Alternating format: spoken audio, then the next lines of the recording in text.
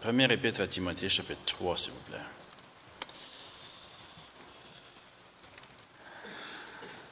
Timothée et au chapitre 3.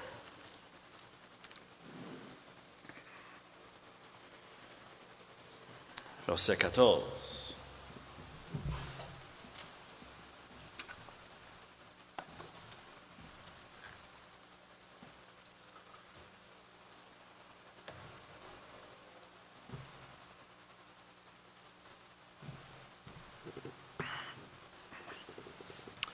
Je t'écris ces choses avec l'espérance d'aller bientôt vers toi.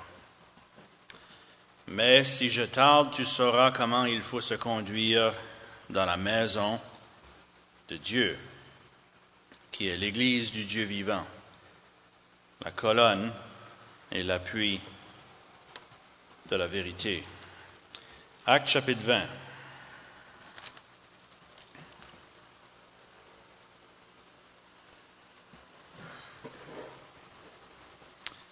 Actes 20, verset 28. Prenez donc garde à vous-même et à tout le troupeau, sur lequel, ou ça devrait lire au milieu duquel, le Saint-Esprit vous a établi évêque ou surveillant, pour paître l'Église de Dieu qu'il s'est acquise par son propre sang. Puis on regarde au Seigneur pour bénir sa parole. Je vais laisser du temps pour un autre frère. Le sujet qui me préoccupe cet après-midi, c'est le sujet de qu'est-ce que toi et qu'est-ce que moi, on pense de la maison de Dieu. Dans l'Ancien Testament, le tabernacle était appelé la maison de Dieu parce que c'est là que Dieu habitait. Ensuite, le temple, appelé la maison de Dieu. Dans le Nouveau Testament, l'assemblée, ici à Tracadie, comme ailleurs, c'est appelé la maison de Dieu. La parole de Dieu traite plusieurs sujets, mais rares sont les sujets qui remplissent autant de pages des Saintes Écritures que le sujet de la maison de Dieu. Juste le volume, la quantité d'écritures qui tournent autour de ce sujet-là devrait être suffisante pour nous convaincre jusqu'à quel point le sujet de la maison de Dieu est important pour le cœur de Dieu. Avant de considérer qu'est-ce que moi puis toi on pense de la maison de Dieu, on devrait regarder, n'est-ce pas, qu'est-ce que Dieu pense de la maison de Dieu. Parce que vraiment, on va seulement pouvoir apprécier la maison de Dieu à sa juste valeur si on comprend un peu qu'est-ce que Dieu lui-même pense de sa maison.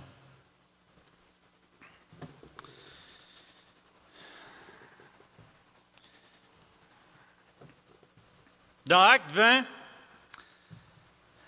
et au verset 28, on lit que le Saint-Esprit a établi des surveillants parmi le troupeau.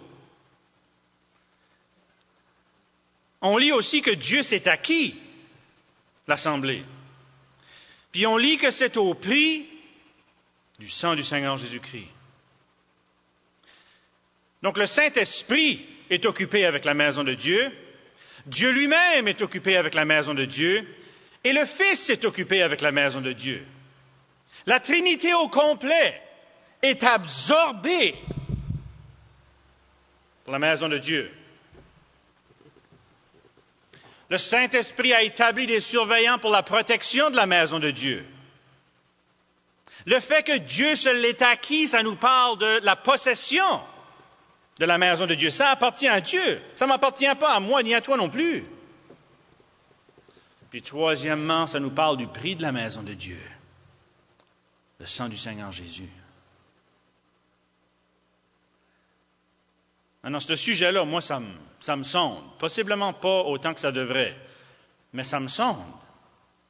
Est-ce que moi, je mets autant d'importance sur la maison de Dieu que Dieu veut que j'en mette? Est-ce que toi, tu mets autant d'importance sur l'assemblée que Dieu veut que tu en mettes?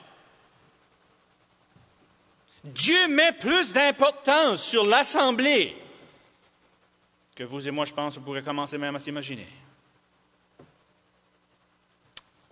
D'un bout à l'autre de la Bible, Dieu veut habiter parmi les siens.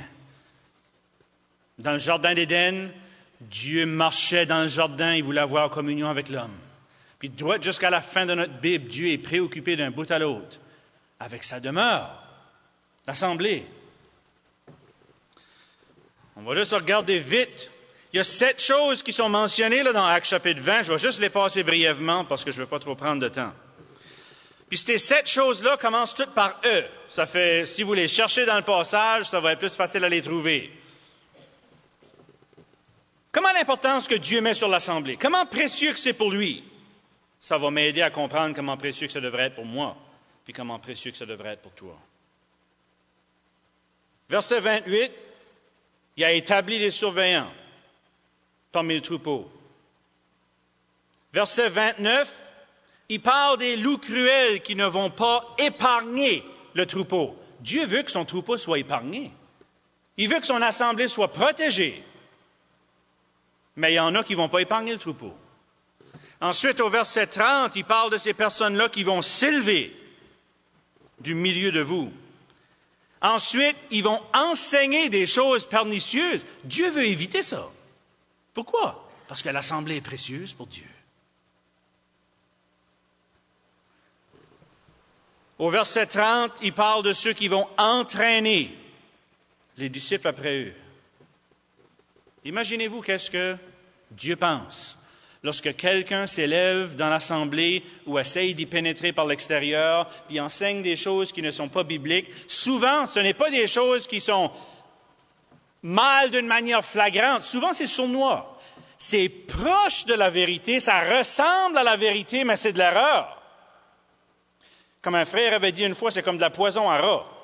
La poison à rat, c'est 98% bon, mais c'est le 2% qui tue. Des fois, c'est comme la poison à rat, n'est-ce pas? Des fois, on ne peut pas le détecter avant que c'est trop tard. Le Seigneur ne veut pas que ça arrive, ça. Parce qu'il aime son assemblée. Il aime son peuple. Il a payé cher pour l'assemblée. Le sang de son Fils. Au verset 31, on lit que Paul, pendant 3 années, il a cessé nuit et jour d'exhorter. Voilà le 6e. Avec larmes, chacun de vous. Puis au verset 32, il parle il vous recommande à Dieu et à la parole de sa grâce, à celui qui peut édifier. 7e chose. Puis donner l'héritage avec tous les sanctifiés.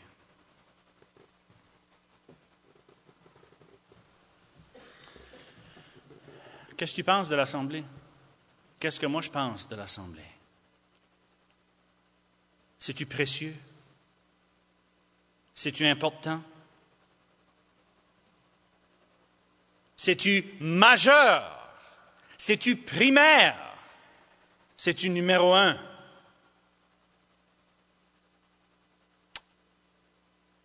Frères et sœurs, si moi et vous, on pourrait saisir un peu plus jusqu'à quel point Dieu lui-même met de l'importance sur sa maison, sur son peuple, sur son assemblée, qu'est-ce que ça va faire? Ça va affecter la manière que moi je pense de son assemblée, la manière que toi tu penses de son assemblée. Puis la manière qu'on pense de l'assemblée, ce qu'on pense de l'assemblée, ça va déterminer qu'est-ce qu'on va faire dans l'assemblée. Ça va déterminer l'attitude que je vais avoir envers l'assemblée, envers mes frères et mes sœurs dans l'assemblée, envers ceux qui sont responsables de l'assemblée, comme on a entendu tantôt. Ça va affecter tout, d'un bout à l'autre. Qu'est-ce qu'on pense de l'assemblée? C'est-tu juste une partie de notre vie? C'est une place où ce qu'on va le dimanche, puis le mercredi ou le jeudi? Une couple de réunions par semaine? J'ai fait ma besogne, ferme le livre, je continue avec ma vie à cette heure.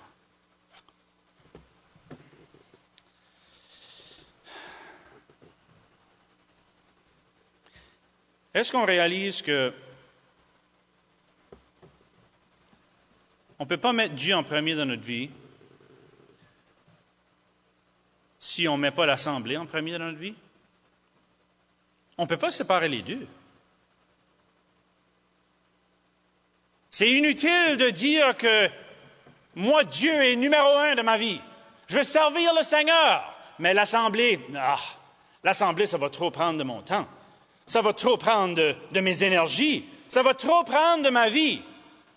Ben, au moins, si vous avez compris ça à propos de l'Assemblée, que ça va tout prendre, au moins vous avez compris quelque chose. Terriblement dommage si vous choisiriez autre chose que l'Assemblée. Vous qui n'êtes pas dans l'Assemblée aujourd'hui, qu'est-ce que vous pensez de l'Assemblée? Si ce n'est pas votre désir d'être dans l'Assemblée, vous ne pouvez pas dire que vous cherchez la volonté de Dieu. Peut-être que vous pourrez sortir avec toutes sortes de raisons ou d'excuses qui vous sont propres, mais vraiment, vous n'avez aucune raison ou excuse qui est supportée par les Écritures.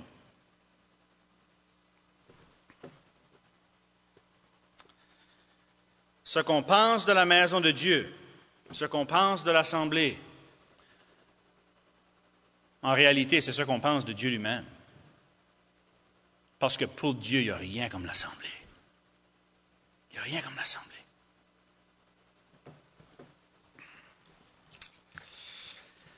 Mais là, avant d'aller plus loin, peut-être que vous dites, moi, l'Assemblée ne m'impressionne pas beaucoup. Parce que si tu verrais les personnes qui sont dans l'Assemblée jusqu'à moi je vais, et si tu vivrais alentour des autres, et si tu passerais du temps alentour des autres, ils ne sont pas un cadeau. Puis ils ne sont pas tout ça qui voudraient paraître. Puis ils ne sont pas tout le temps le fun à avoir alentour. Puis ils ne sont pas parfaits. Puis ils ne sont pas des anges. Leurs ailes sont rouges des fois, ils ne sont pas tout le temps blanches.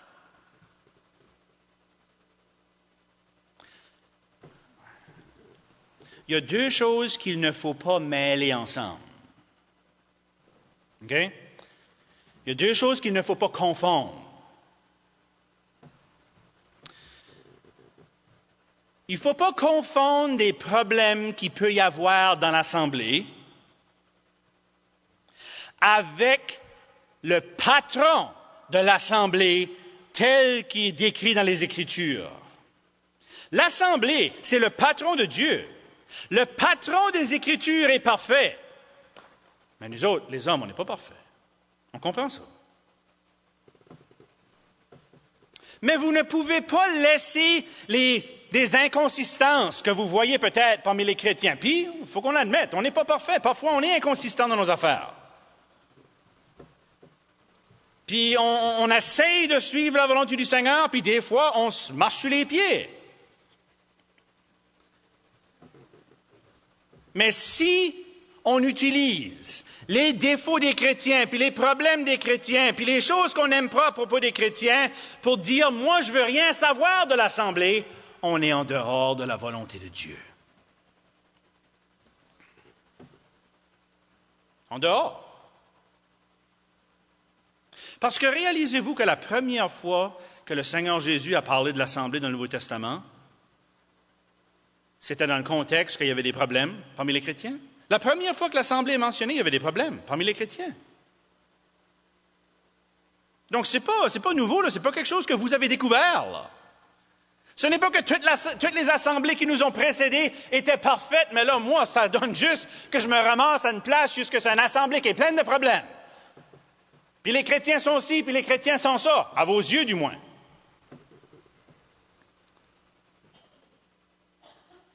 Non, les chrétiens ne sont pas parfaits. Moi, je ne suis pas parfait. Toi non plus.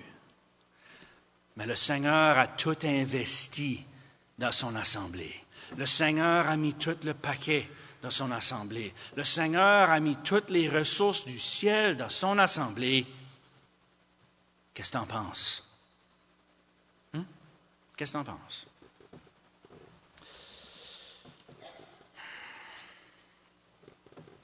Je vais juste passer brièvement ce que certaines personnes dans les Écritures pensaient de la maison de Dieu.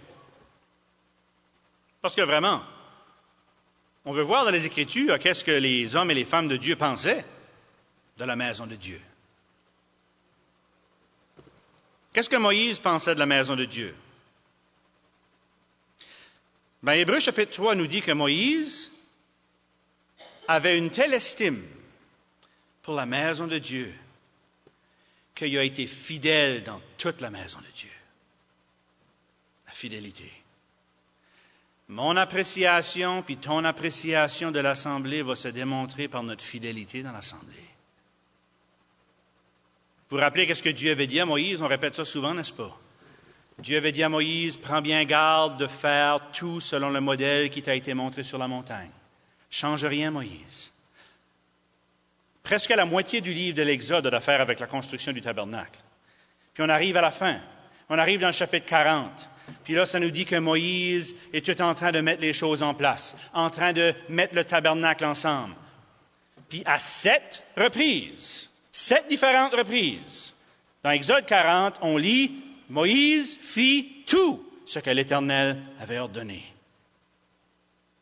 Puis après 7 répétitions de ça, que Moïse avait tout fait ce que Dieu lui avait ordonné, la présence de l'Éternel descend.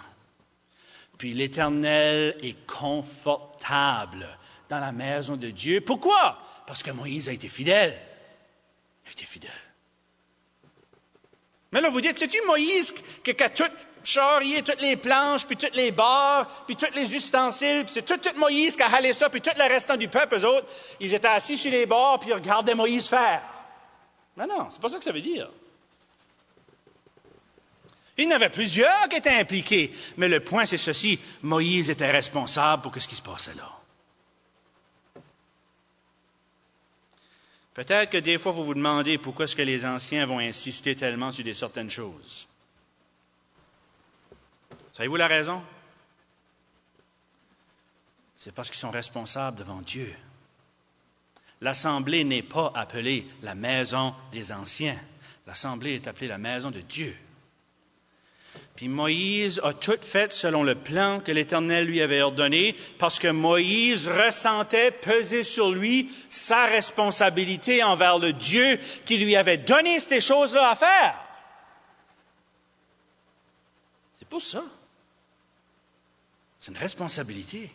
C'est pour ça que ça dit, Moïse fit ceci, Moïse a fait ça, Moïse a fait ça. Mais c'était que la responsabilité était la sienne.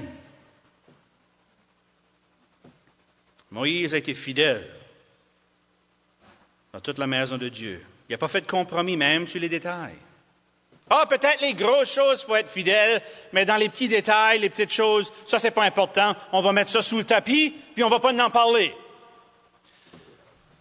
Mais si c'est comme ça qu'on agit, puis je parle de mon propre cœur, si c'est comme ça qu'on agit dans la maison de Dieu, si c'est ça notre attitude envers le patron des Écritures quant à l'Assemblée, on est en train de montrer que notre estime pour Dieu lui-même n'est pas là où il devrait être. N'est-ce pas? C'est-tu pas ça la grosse affaire là-dedans? Ce qu'on pense de l'Assemblée, ça reflète ce qu'on pense de Dieu. Ce qu'on pense de la maison de Dieu, ça reflète ce qu'on pense de celui à qui la maison appartient.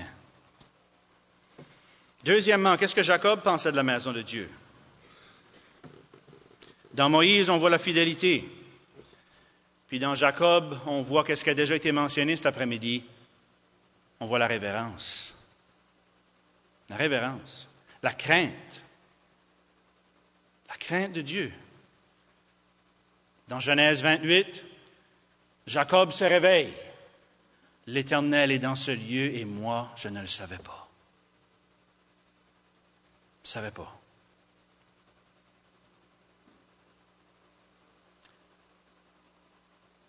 Vous qui êtes plus jeunes ici aujourd'hui, on vous aime de toute notre âme. Peut-être que ça ne paraît pas tout le temps, peut-être que vous n'êtes pas convaincus de ça. Il va juste falloir que vous me preniez sur ma parole.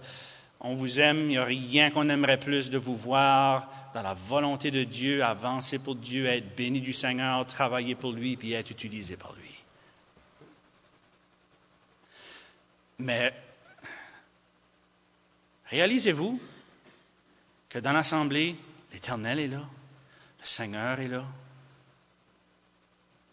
Est-ce que ça vous a déjà saisi, ça? Est-ce que vous vous êtes réveillé à un moment donné dans votre expérience comme Jacob? L'Éternel est ici, puis moi je ne le savais pas. Puis peut-être tu es venu ici souvent. 100, 500, 1000 fois.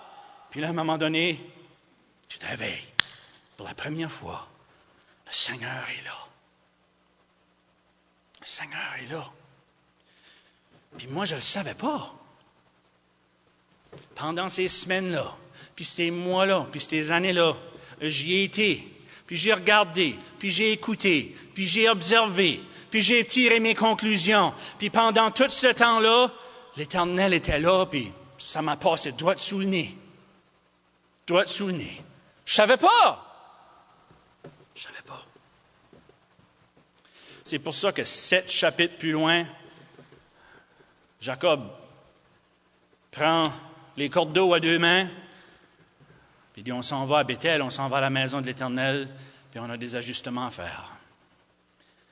Et je pense qu'on a tous des ajustements à faire. Moi, j'ai des ajustements à faire. Parce que c'est la maison de Dieu.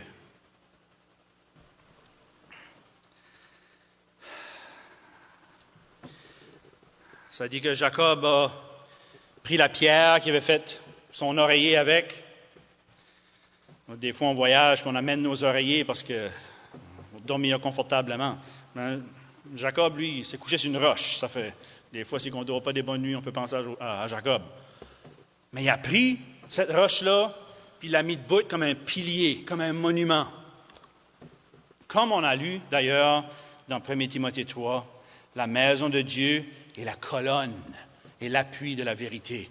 Une déclaration de la volonté de Dieu. Une déclaration qui proclame, ici, c'est où ce que Dieu habite. Ici, c'est la maison de Dieu. Je ne fais pas qu'est-ce que je veux parce que je ne suis pas chez nous. Je suis dans la maison de Dieu. La crainte puis la révérence. Dans le psaume 93 et au verset 5, on se rappelle de ces paroles. Que la sainteté convient à ta maison, ô Éternel, pour toute la durée des temps. Puis ça inclut 2012. Ah, ben garde, on est rendu moderne. À cette heure, notre frère M. Wells a parlé des choses modernes. Il faut qu'on se rattrape avec le temps. Puis la sainteté de la maison de Dieu, ben ça c'était bon pour les générations passées, parce que jusqu'à quelques années passées, tout le monde était vieux jeu, puis le monde ne savait pas mieux, mais aujourd'hui on est illuminé, on sait mieux, on est moderne, puis cette affaire-là de sainteté de la maison de Dieu, ben c'est bon pour les vieux, mais c'est pas bon pour nous autres. Ben tu ne crois pas la Bible si tu crois ça. Parce que la Bible dit que la sainteté convient à la maison de l'Éternel pour toute la durée des temps. Ça ne change pas, ça.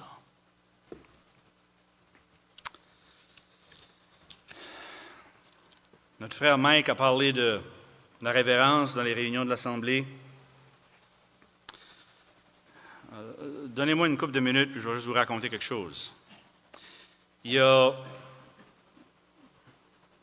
pense que c'était l'année passée, un frère d'une assemblée qui a été en visite dans une autre assemblée, puis il est arrivé là, puis il était vêtu d'une manière que les anciens de l'assemblée où il était allé visiter, que pour eux autres, ce n'était pas approprié. Puis cet homme-là, puis son garçon, les surveillants de l'Assemblée, ils ont demandé d'aller s'habiller d'une manière appropriée pour le repas du Seigneur, pour la réunion.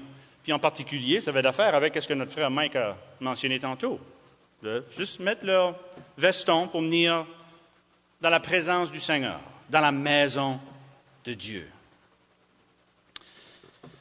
Ben, le frère en question n'a pas voulu rentrer.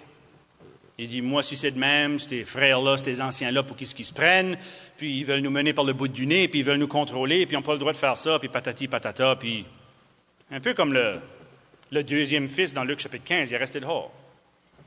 Il y a quelqu'un qui est sorti dehors pour le voir, pour lui parler. Cette personne-là le connaissait. Puis, il dit, pourquoi tu ne rentres pas? Ah, ben les anciens, là, ils demandent ceci, puis ils demandent ça, puis ils n'ont pas le droit de demander ça, puis c'est légaliste, puis c'est ci, puis c'est ça, puis moi, je rentre pas, si c'est de même. Hey, avant le repas du Seigneur, le dimanche matin. Là, l'autre personne qui avait été le voir, il a dit, plusieurs années passées, il y avait un homme de sa parenté, c'était son cousin, qui avait sauvé la vie de quelques jeunes enfants qui était près de se noyer. Vraiment, c'était dans la rive de la rivière Petitcodiac, à Moncton. Puis si vous êtes familier un peu avec la Petitcodiac, c'est un vrai bourbier, c'est un trou de vase. Puis si tu mets le pied là-dedans, tu vas y laisser tes bottes. Et tu vas peut-être y laisser beaucoup plus aussi, parce que c'est un vrai mess. Les enfants s'étaient pris là, anyway, pour raccourcir l'histoire. Cet homme-là a été, puis il a risqué sa propre vie pour sauver ces enfants-là. Un bout de temps après, je pense que c'était la reine, Élisabeth, qui est venue en visite à Moncton. Puis lui, cet homme-là qui avait sauvé les enfants, a été invité à venir dans la présence de la reine, puis la reine allait le reconnaître publiquement, l'honorer pour le geste de bravoure qu'il avait fait. Puis évidemment, il était honoré, il était époustouflé de ça, aller voir la reine, une audience avec la reine. Mais il y avait des choses spécifiques auxquelles il fallait qu'il se conforme en tant que son apparence, puis tout ça, pour aller dans la présence de la reine. Puis, il y avait un nombre de changements à faire, parce que lui n'était pas un homme à s'habiller d'une manière formelle comme ça habituellement. Mais il voulait tellement, il était tellement honoré, puis il aurait fait n'importe quoi pour avoir une audience, puis avoir l'honneur d'être dans la présence de la reine, que sans questionner, puis avec un sourire, il s'est conformé à tout ce qui lui avait été demandé. Puis là, ceci, c'est des inconvertis, c'est pas du monde sauvé, ça n'a rien à faire avec la présence de Dieu. Puis là, cette personne ici était en train de raconter cette histoire-là à lui qui ne voulait pas rentrer dans la réunion. Puis, il a dit, sais-tu pourquoi est-ce qu'il s'est soumis à ces demandes-là quant à sa tenue pour aller dans la présence de la reine? Sais-tu pourquoi est-ce qu'il l'a fait? Ben, vous savez la réponse, n'est-ce pas? Il voulait être là. C'était pas plus que ça. Il désirait être là, puis il aurait fait n'importe quoi pour être là.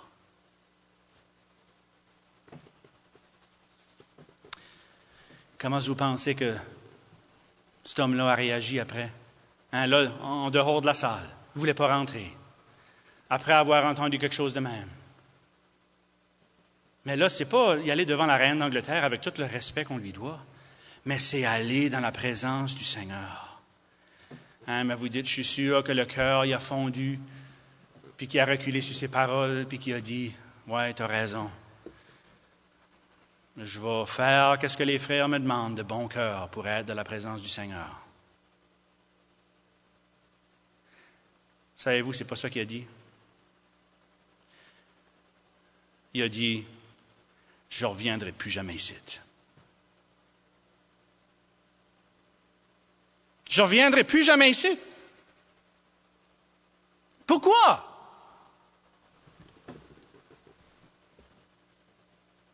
Juste parce qu'ils ne voulaient pas écouter. Ils ne voulaient pas se soumettre. Ils n'ont pas le droit de me dire quoi faire. Je ne reviendrai plus jamais ici. Qu'est-ce qu'on pense de la maison de Dieu?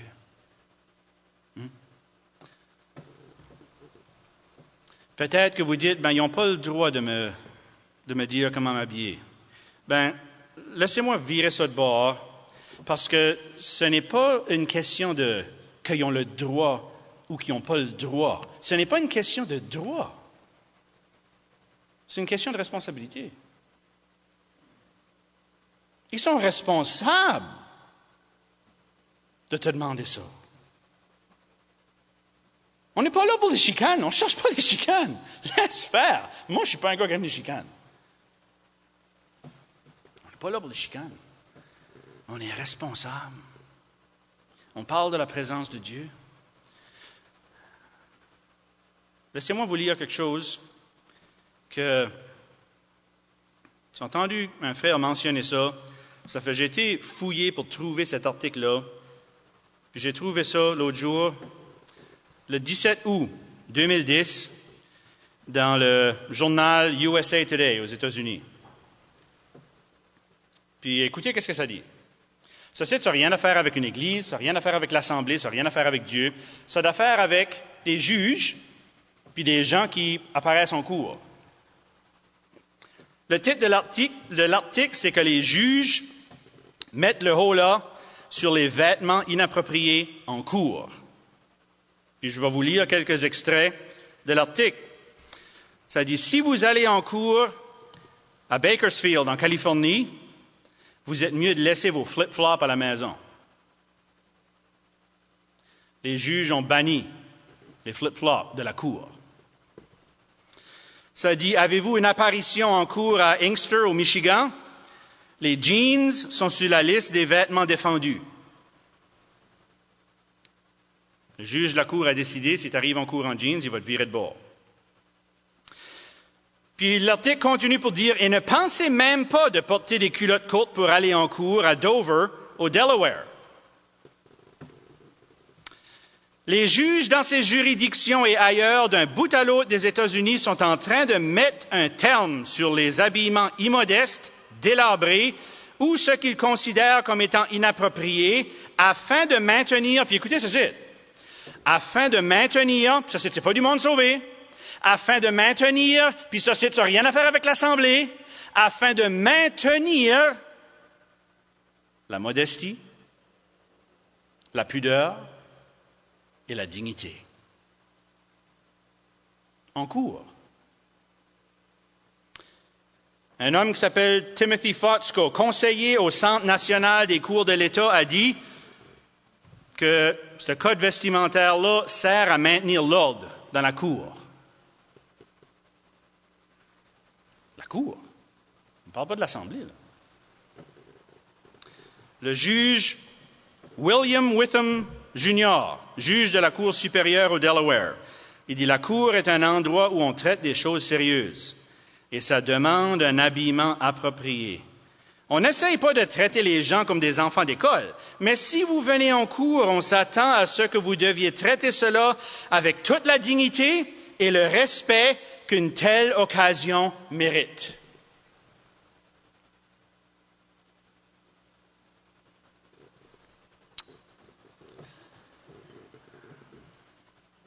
On parle de la maison de Dieu. Est-ce que ça nous sensibilise un peu? Est-ce que ça nous touche?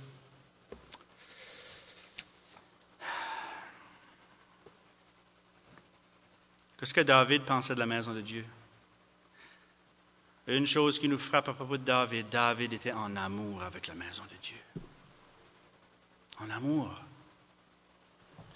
Dans 1 Chronique 29, David dit, « Dans mon attachement pour la maison de mon Dieu, il dit, j'ai mis toutes mes forces à préparer pour la maison de mon Dieu. » Dans le psaume 26, verset 8, David dit, « Éternel, j'aime le séjour de ta maison, le lieu où ta gloire habite. » Dans le psaume 27, verset 4, il dit, « Je voudrais habiter toute ma vie dans la maison de l'Éternel. » Dans le psaume 122, verset 1, David dit, « Je suis dans la joie lorsqu'on me dit, allons à la maison de l'Éternel. » Pour David, il n'y avait rien comme la maison de l'Éternel. Permettez-moi un peu de chiac. What about toi?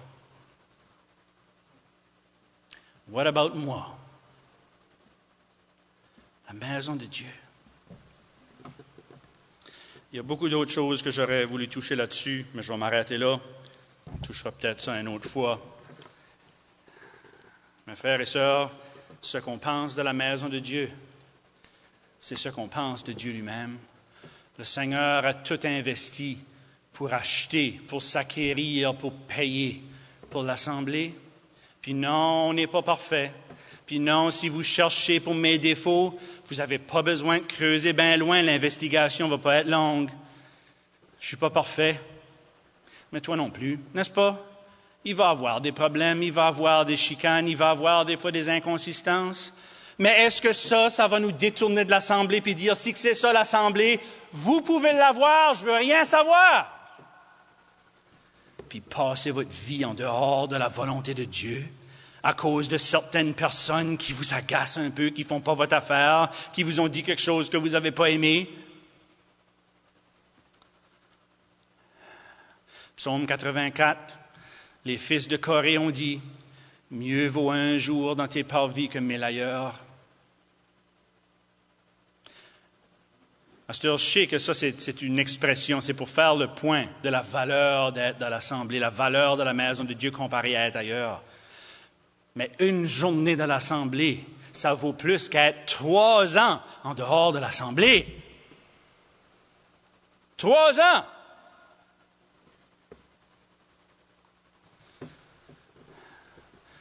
Les fils de Corée ont dit, j'aimerais mieux être sur le seuil, me tenir sur le seuil de la maison de Dieu. Peut-être que les fils de Corée étaient en train de penser à Corée dans Nombres chapitre 16. Puis lui, c'était pas assez qu'il y avait déjà la responsabilité des ustensiles du sanctuaire. Il voulait la première place. Il voulait être droit au milieu, droit au centre. Il voulait être le numéro 1. Alors que la place numéro 1 appartient au Seigneur seulement. Les fils de Corée regardent en arrière. Nous autres, on va être satisfaits juste d'être sur le seuil de la porte. Tant aussi longtemps qu'on est là. Même si c'est juste pour une journée. Être là pour une journée comparé à 1000 jours ailleurs, c'est pas comparable. Frères et sœurs, mes jeunes frères et sœurs, mes frères et sœurs plus âgés, qui m'ont précédé, qui sont mes contemporains, ceux qui viennent en arrière de moi, qu'est-ce que vous pensez de l'Assemblée? Aimez-vous l'Assemblée? Êtes-vous en amour avec ce que Dieu est en amour avec? Voulez-vous être là? Voulez-vous vivre là? Voulez-vous mourir là? David a dit qu'il voulait être là jusqu'à le restant de ses jours. Seigneur, bénis sa parole.